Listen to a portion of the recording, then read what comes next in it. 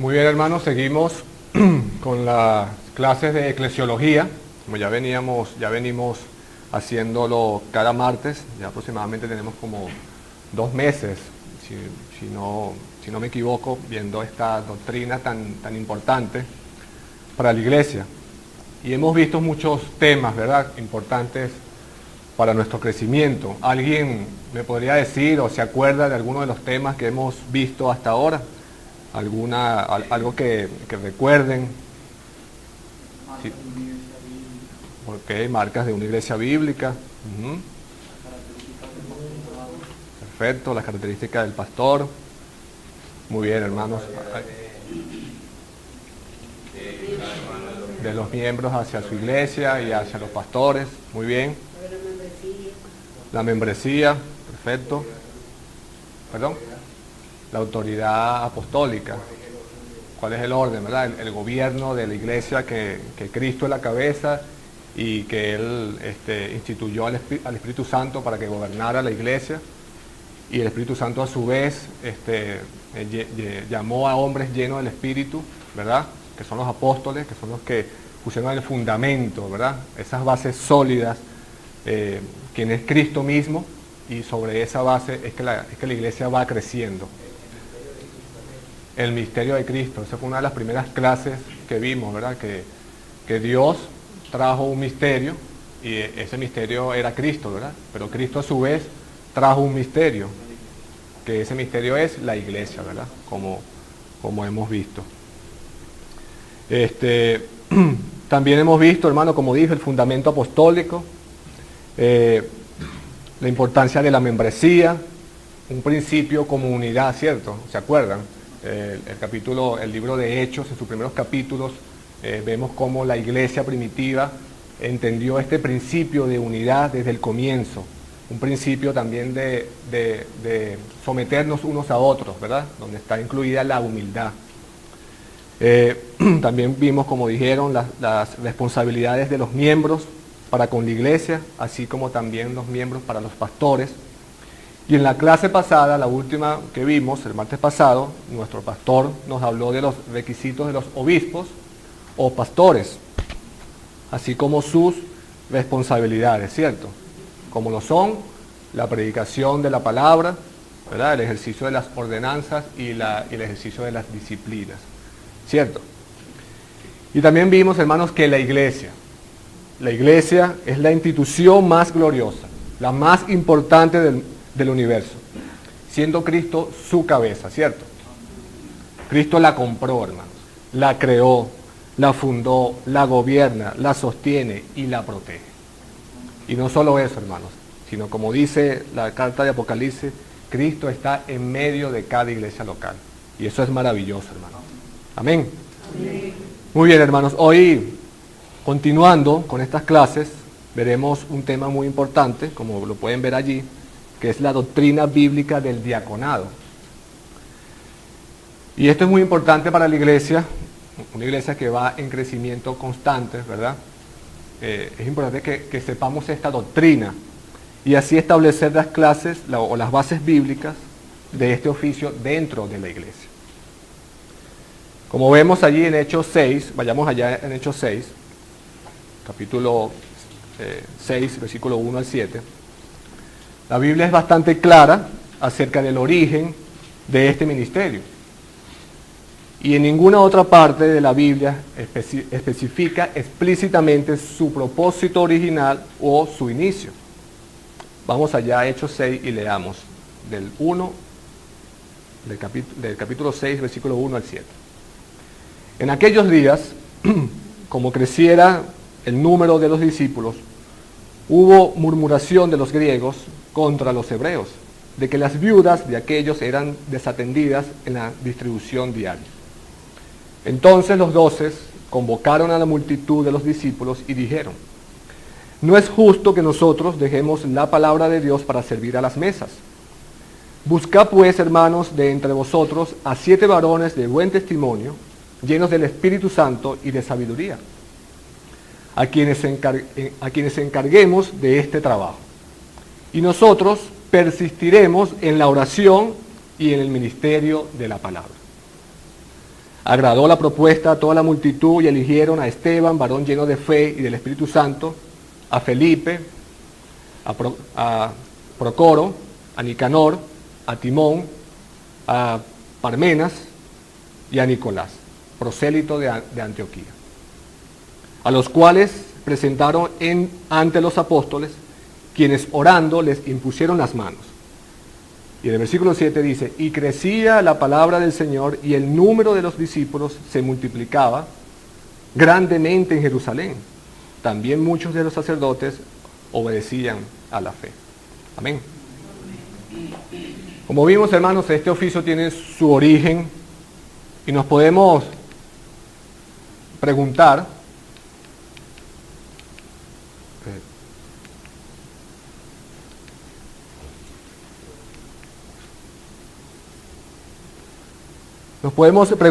el cómo surgió este oficio en la iglesia.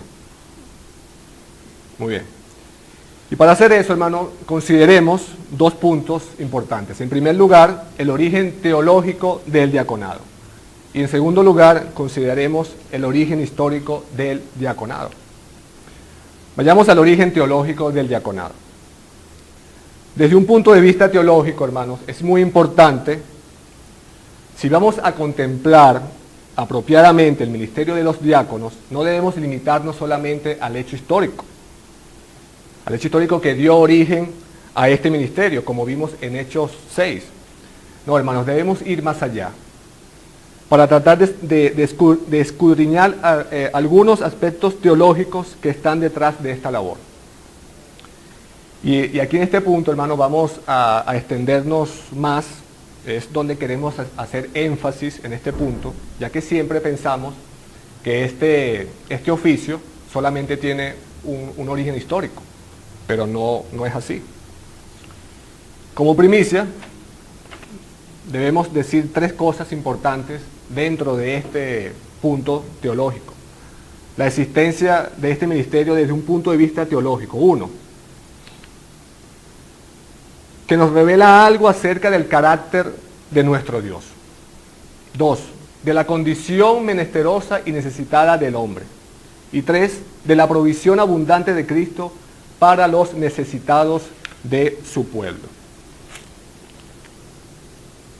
Hermanos, si nosotros vamos a apreciar el ministerio diaconal en toda su extensión, debemos abarcarlo a la luz de estas tres verdades que nos muestran las Escrituras. Y veamos primeramente el carácter de nuestro Dios. La relación que guarda la existencia de este ministerio diaconal en la iglesia con el carácter de Dios. Al considerar el origen del diaconado, no debemos buscarlo primeramente en las necesidades del pueblo nada más, sino más bien en el carácter compasivo y misericordioso de Dios. Veamos el Salmo 34, 8, 10, que dice, gustad y ved que es bueno Jehová, dichoso el hombre que confía en él, temed a Jehová vosotros sus santos, pues nada falta a los que le temen.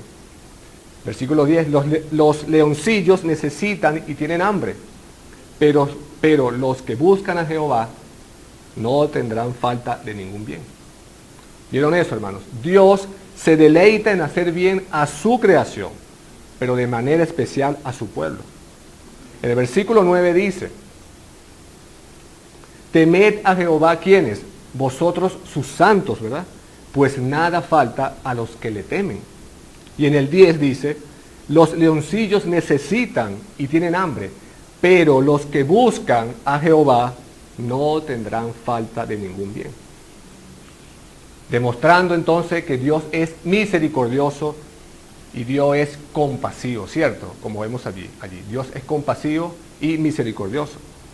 A la vez también en el Salmo 34, el mismo Salmo 34, versículo 22, dice, Jehová redime el alma de sus siervos y no serán condenados cuantos en él confían.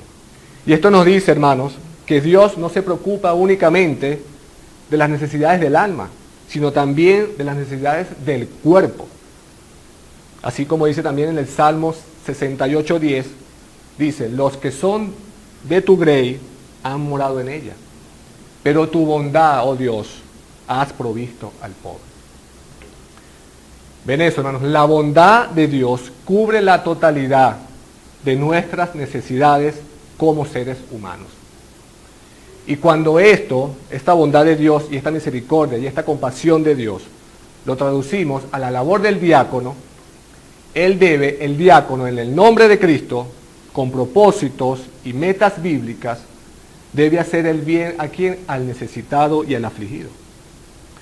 Hermanos, esto no quiere decir que la labor del diácono o que este ministerio es una agencia de beneficencia humanitaria. No, hermanos. Sino que el diácono está demostrando ¿qué cosa? Como vimos, el carácter de nuestro Dios.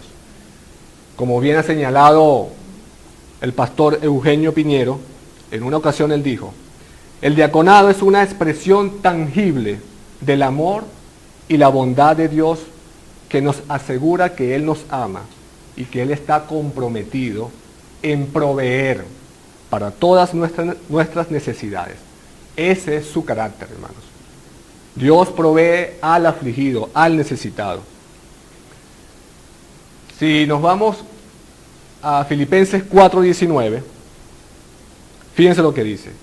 Mi Dios pues suplirá todo lo que os falta conforme a sus riquezas en gloria en Cristo Jesús. Aquí, ¿quién está hablando? Pablo, ¿cierto? Pablo hablando de las dádivas que les fueron enviadas, pero él dice que es Dios quien suplirá todo lo que os falte conforme a sus riquezas en glorias en Cristo Jesús. Una vez más citando al pastor Piñero, él dice que la existencia de este oficio en la iglesia es ante todo una manifestación tangible del carácter amoroso y benigno de Dios en acción. Hermanos, la existencia misma de este oficio debe ser un recordatorio constante que nuestro Dios es benigno, y que Dios ayuda al necesitado y al afligido. Entonces, vemos el carácter de nuestro Dios, que es Dios proveedor y suplidor de nuestras necesidades. No solamente las necesidades físicas, sino también espirituales, las del alma. Y esto nos dice, hermanos, que cuando vemos el diaconado, el ministerio del diaconado, sirviendo como diácono, no debemos ver el hombre, sino más allá del hombre. ¿Cierto? Incluso el diácono en sí mismo, en su ejercicio, en su función de diácono, debe verse bajo ese mismo espejo, bajo este mismo aspecto de ayudar al necesitado, al afligido. No se trata solo de algo que él está haciendo por su propia bondad, no se trata de la bondad de la misma iglesia, no, hermanos, es la bondad de Dios. La bondad de Dios la que Él está manifestando a través de su servicio. Esa es la labor del diácono. Es decir, tanto el diácono como la iglesia, cuando se involucran en ayudar al necesitado, no debe alabarse a sí mismo, sino más bien alabar la misericordia y el amor de Dios.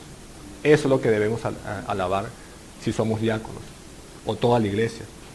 Como dice Romanos 11:36, porque de Él y por Él y para Él son todas las cosas. A Él sea la gloria por los siglos. Amén. Y es por eso, hermanos, la gran diferencia de la iglesia con el mundo. Porque cuando decimos que la iglesia es la institución más gloriosa, la más importante del mundo, no la decimos por solamente decirlo. No, hermano. Sino porque nosotros sabemos que todo lo que hace el mundo lo hace para la gloria del hombre. Pero todo lo que hace el cristiano, todo lo que hace la iglesia de Cristo, lo hace para la gloria de Dios. Amén. Fíjense lo que dice el Evangelio de Mateo 5:16. Dice, así alumbre vuestra luz delante de los hombres, para que vean vuestras buenas obras y glorifiquen a vuestro Padre que está en los cielos. Esa es la labor de la iglesia, hermanos, glorificar a Dios a través de nuestras obras. Vamos a ver aquí. Ok, hermanos, como iglesia debemos entender o tener una visión teocéntrica de este tema. Porque cuando no tenemos esa visión teocéntrica, es decir, centrada en Dios, es que muchos cristianos ven el diaconado como un oficio que se ocupa solamente de las cosas temporales o prácticas. No, hermanos. Es decir, se piensa que el diácono no se ocupa de las cosas espirituales, que es la labor del pastor. Pero no, hermanos, el diácono, como dije, muestra el carácter de Dios. No solo ocupando las cosas temporales, sino también las cosas espirituales, las cosas del alma. Cuando vemos estas obras de misericordia, desde un punto de vista teológico, entendemos que se trata de algo completamente espiritual.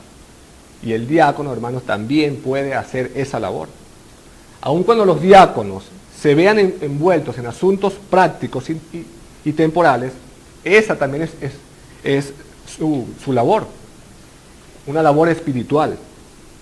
Ahora, como dije, no estamos diciendo que los diáconos deben ocupar el papel del pastor, porque precisamente el oficio del diácono se originó históricamente, como veremos, para que los pastores no descuidaran esa labor del de pastor.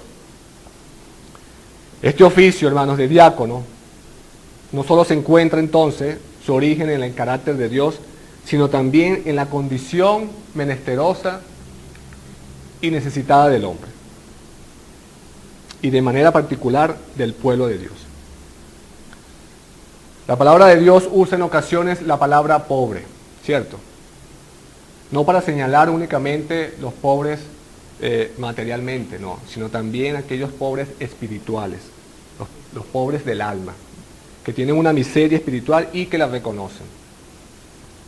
David en el Salmo 34:6 dice: este pobre clamó y le oyó Jehová y lo libró de todas sus angustias. Hermanos, por causa del pecado que hay en el mundo y en nuestro propio corazón, somos personas como necesitadas, ¿cierto? No solo físicas, sino también espirituales, necesitadas del alma. Somos personas que necesitamos que nos cuiden el alma, que nos salven el alma. Pero vemos que Dios es el Dios del necesitado, ¿cierto? Y Él ha instituido el ministerio diaconal como un medio de ayuda a su pueblo en su condición menesterosa, es decir, de pobreza, tanto física como espiritual. Podemos contestar entonces a la pregunta: ¿por qué existe el ministerio diaconal? Porque somos seres y personas necesitadas físicamente y espiritualmente, como dije. Y nuestro Dios, hermanos, nuestro gran Dios y Padre Celestial no pasa por alto esta verdad, y ni quiere que la iglesia tampoco la pase por alto. Por eso es que es importante esta clase, este ministerio del diaconado. Y esto debemos tenerlo muy presente en nuestras mentes, sin llegar tampoco al extremo, ¿verdad?, de pensar que somos una asociación benéfica. Pero una iglesia que no se ocupa debidamente de los necesitados, de los pobres, está representando a nuestro Dios de una forma inadecuada. ¿Escucharon eso? Y como iglesia bíblica, hermanos, debemos procurar no descuidar esta función. No debemos descuidar este ministerio. Pero hay algo más, hermanos. Este ministerio no solo encuentra su origen en el carácter de Dios y en la condición menesterosa de su pueblo, sino también en el ejemplo abundante provisión de Cristo. Estamos todavía en el origen teológico del diaconado. De Cristo, dice Pedro en Hechos 10, 38, 39, como ven allí, como Dios ungió con el Espíritu Santo y con poder a Jesús de Nazaret, y cómo éste anduvo haciendo bienes y sanando a todos los oprimidos por el diablo, porque Dios estaba con él. Y nosotros somos testigos de todas las cosas que Jesús hizo en la tierra de Judea y en Jerusalén, a quien mataron colgándole en un madero. Pedro dice que fue testigo, los discípulos, de todo lo que hizo Cristo, de que Cristo anduvo haciendo bienes y sanando a todos los oprimidos por el diablo. Y esto nos dice, hermanos, que el Señor Jesucristo se ocupó de ministrar a la totalidad al hombre. ¿Qué hizo Cristo? Predicó el Evangelio para la salvación del alma, primeramente. Pero no puso a un lado aquellas necesidades físicas, ¿cierto? Aquellas necesidades que oprimían a las personas a la que él ministró. Cristo en todo momento supo mantener ese balance, hermanos, en su vida, en su ministerio. Cristo se encargó de consolar al afligido, de sanar a los enfermos, de ocuparse de los pobres. Hermanos, cuando Juan el Bautista envió a algunos de sus discípulos a preguntar si era él el que había de venir o si tenía que esperar a otro, el Señor Jesús envió a Juan la siguiente respuesta. Vayamos a Mateo 11, 4 al 5. Bueno, vayamos allá en la Biblia. Mateo 11, del 4 al 5.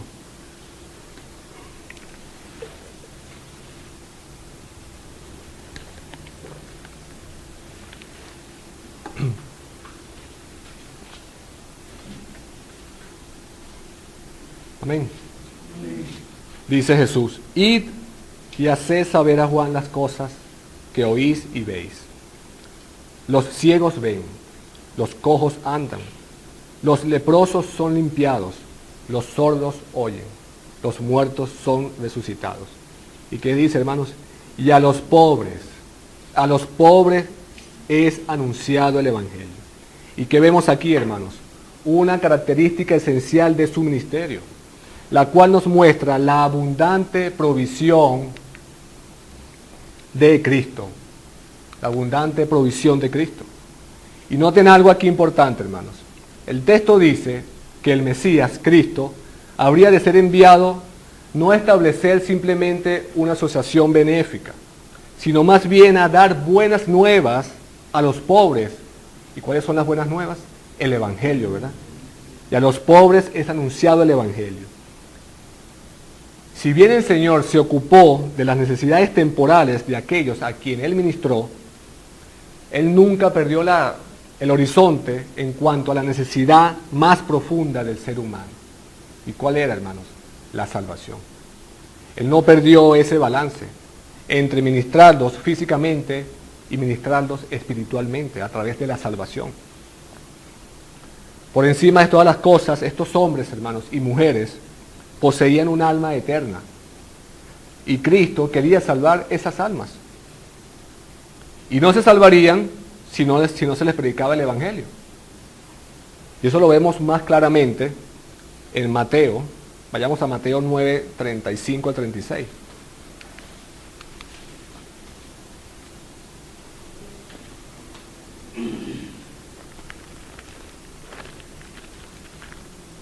Mateo 9, 35 al 36.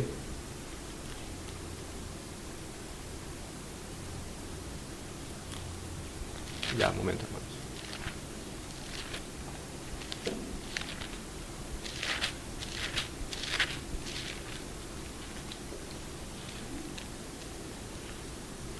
Dice: Jesús recorría todas las ciudades y aldeas, enseñando en las sinagogas de ellos y predicando el evangelio del reino, y sanando toda enfermedad y toda dolencia en el pueblo. Y al ver las multitudes, tuvo compasión de ellas, porque estaban desamparadas y dispersas como ovejas que no tienen pastor. Hermanos, ¿qué hacía Cristo? Dice el texto que enseñaba en la sinagoga, ¿cierto? Predicaba el evangelio y sanaba toda enfermedad y toda dolencia en el pueblo. Y una cosa, hermanos, era necesaria, pero sin dejar de hacer la otra. Vemos el balance, ¿cierto?, que Cristo tenía. Cristo encontró el balance perfecto para hacer esto, hermanos. ¿Por qué? Porque Cristo es Dios, ¿cierto? Y algunos ministerios, hermanos cristianos, hoy en día, han perdido la visión de de este oficio del diaconado. Debemos entender, hermanos, que la iglesia no es simplemente una agencia de beneficencia humana. La iglesia está llamada por encima de todas las cosas a llevar el mensaje de salvación, que es Cristo, ¿cierto? A todo el mundo. Sean pobres o tengan mucho dinero, todos necesitan de ese evangelio para la salvación de sus almas. Y como dije, Cristo encontró el balance perfecto para hacerlo. Debe haber un balance también en la iglesia entre ayudar en las cosas temporales, pero más aún en las cosas espirituales, es decir, las cosas relacionadas con la salvación. Ese es el deber de la iglesia en este oficio del diaconado. Hermanos, dice este texto de Mateo 9, que Cristo contempló la multitud aquel día. No vio únicamente a un grupo de personas enfermas o empobrecidas, no. Él estaba contemplando un grupo de ovejas desamparadas, como dice el texto. Ovejas dispersas, necesitadas urgentemente de un pastor. Y Cristo vio eso. El ministerio de la iglesia de Cristo debe ser ese destello que Él era. Y esa imitación del ministerio de Cristo. Y Cristo, hermanos, como vimos, ministró a la totalidad, a todos los hombres en su época. A todos en todos sus sentidos. Amén. Pero hay algo más, hermanos. No solo debemos buscar el origen de este ministerio en el ejemplo de Cristo, sino también en su provisión.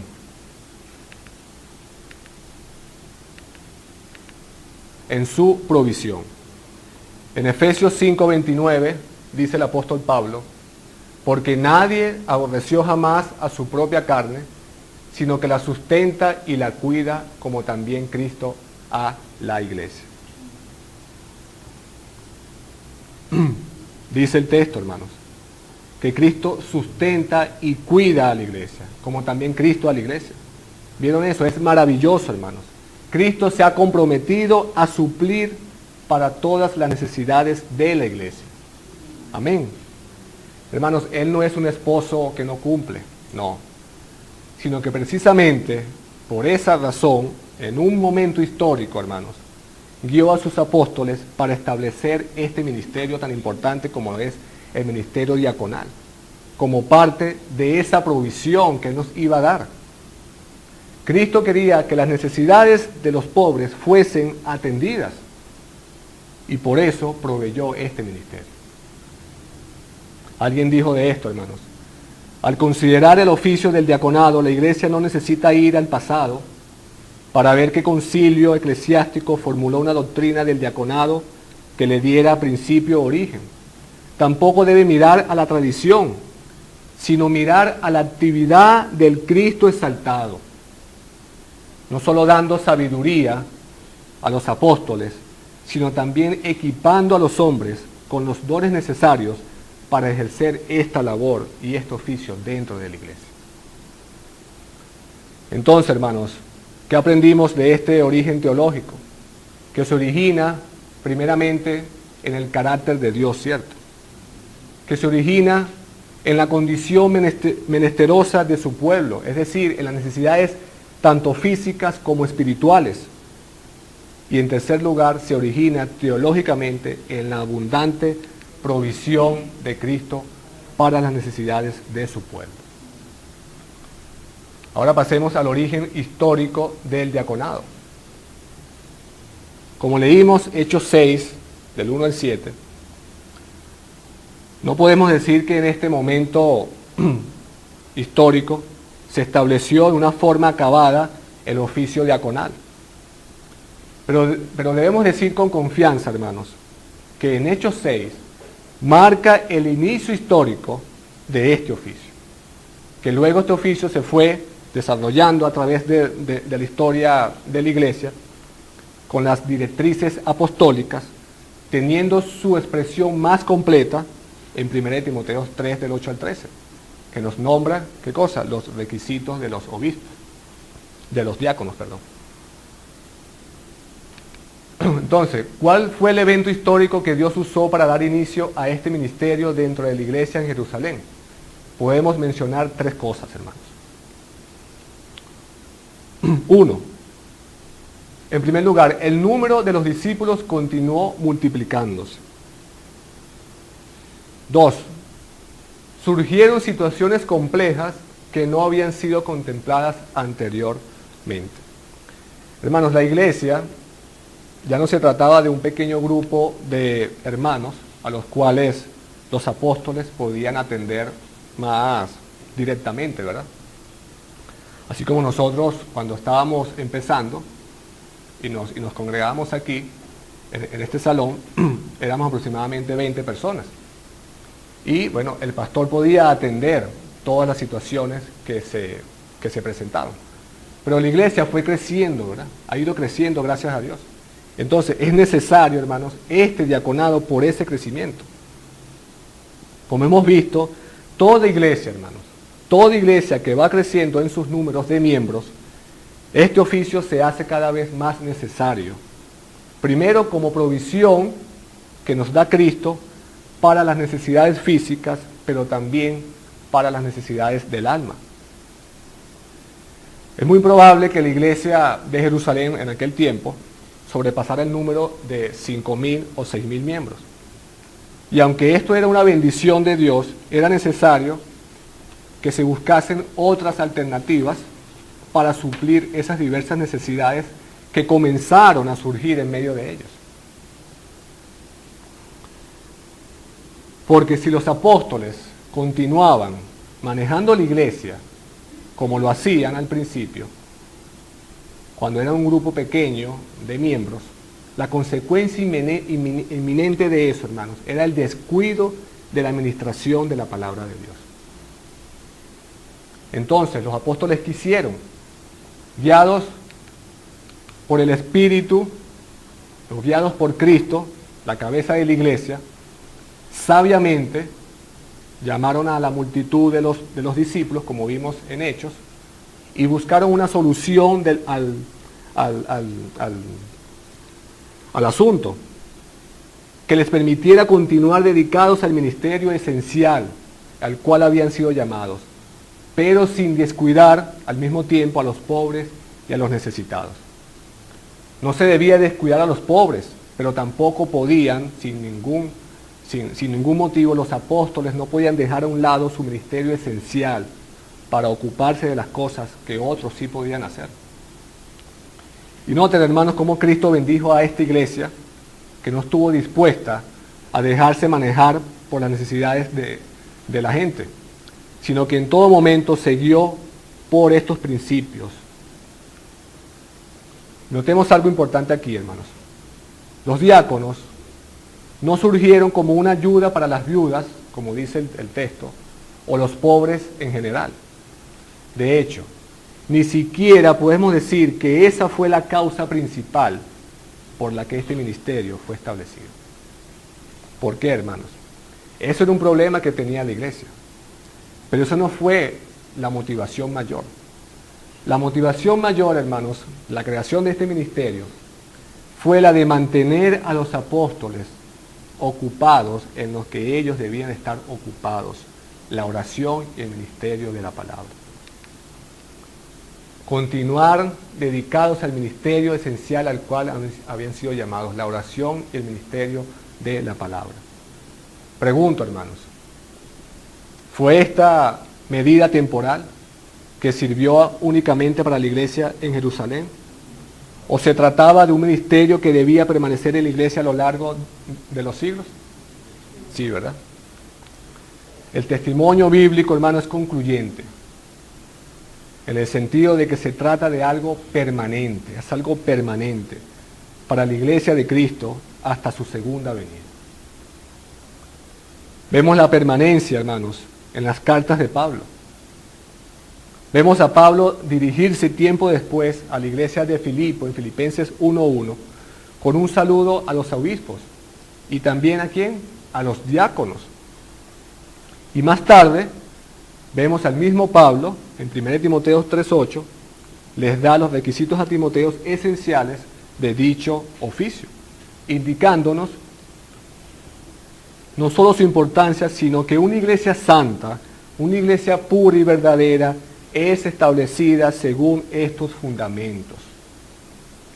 La iglesia, hermanos, ha de ser gobernada por pastores bíblicamente constituidos y cuidada al mismo tiempo por diáconos bíblicamente constituidos. Hermanos, y esa es la voluntad de Dios. Esa fue la voluntad de Dios en aquel tiempo de su iglesia primitiva y es la voluntad de Dios para la iglesia de hoy. Y nosotros como iglesia debemos cuidarnos de llevar ese ministerio fielmente a la palabra de Dios, con los fundamentos. Es decir, es un ministerio permanente para todas las iglesias de todos los tiempos y de todos los siglos. Amén.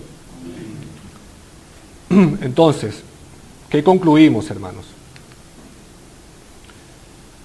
¿Cuáles son las aplicaciones prácticas que podemos derivar de estas enseñanzas acerca del ministerio diaconal?